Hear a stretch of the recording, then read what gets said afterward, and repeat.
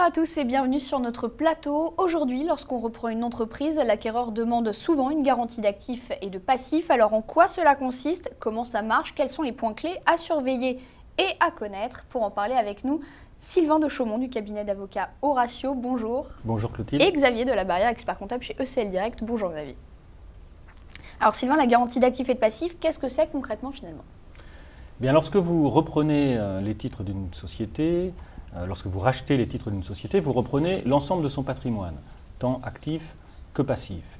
Eh bien, la garantie, c'est un document par lequel le vendeur va garantir à l'acquéreur l'existence de l'actif et le montant des passifs qui apparaissent à ce bilan. D'accord, donc c'est une sécurité importante pour l'acheteur et c'est limité dans le temps. Oui, c'est une sécurité importante, même si la garantie n'est pas un document obligatoire et normé. Tout est affaire de négociation, y compris la durée de la garantie. Pour le vendeur, il essaiera d'avoir une durée la plus courte possible.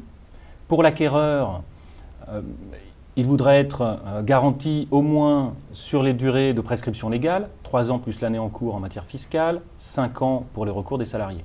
Ah. En pratique, on constate qu'une garantie, la durée qui se négocie varie entre 3 et 4 ans. Très bien, alors quels sont les autres éléments à surveiller côté acheteur? Pour l'acheteur, il doit bien vérifier, bien valider les déclarations qui sont faites par le vendeur sur la consistance du patrimoine de la société et arrêter contradictoirement le bilan sur lequel va être assise la garantie d'actifs et de passifs. Et côté vendeur, que doit-il surveiller? Le vendeur, il essaiera de restreindre le plus possible le champ d'application de la garantie, en négociant une durée courte, évidemment, en essayant d'avoir un seuil de déclenchement le plus élevé possible ou une franchise importante. Alors justement, Xavier de la Barrière, vous voyez souvent la mise en œuvre des garanties d'actifs et de passifs chez les clients que vous suivez?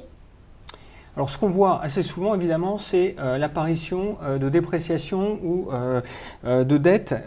Aucune société n'a l'abri, Sylvain le disait tout à l'heure, de redressements fiscaux ou de litiges avec ses salariés. Voilà. Bon, maintenant dans les faits, la mise en cause, l'activation de la GAP, de la garantie d'actifs et de passifs, elle est plus rare. Pourquoi ?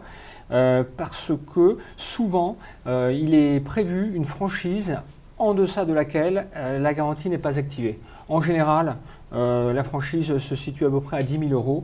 En deçà, évidemment, donc il n'y a pas de mise en cause. Alors concrètement, ça prend quelle forme l'activation d'une garantie d'actifs et de passifs? Alors c'est de la procédure, c'est des courriers d'avocats, courriers entre avocats, c'est de la négociation, c'est des discussions sur les éléments clés du protocole de garantie d'actifs et de passifs.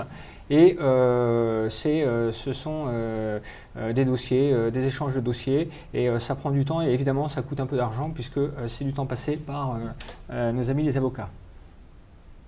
Très bien. Et alors que se passe-t-il si le vendeur n'a plus les moyens de payer au moment de l'activation de la garantie, Sylvain? Eh bien, un acquéreur qui aura été bien conseillé aura fait en sorte de se garantir contre ce risque. C'est ce qu'on appelle la garantie de la garantie. Par exemple, en bloquant une partie du prix de cession ou en obtenant de la part du vendeur une caution bancaire. Très bien. Merci messieurs d'avoir été avec nous et puis à très vite sur ce plateau.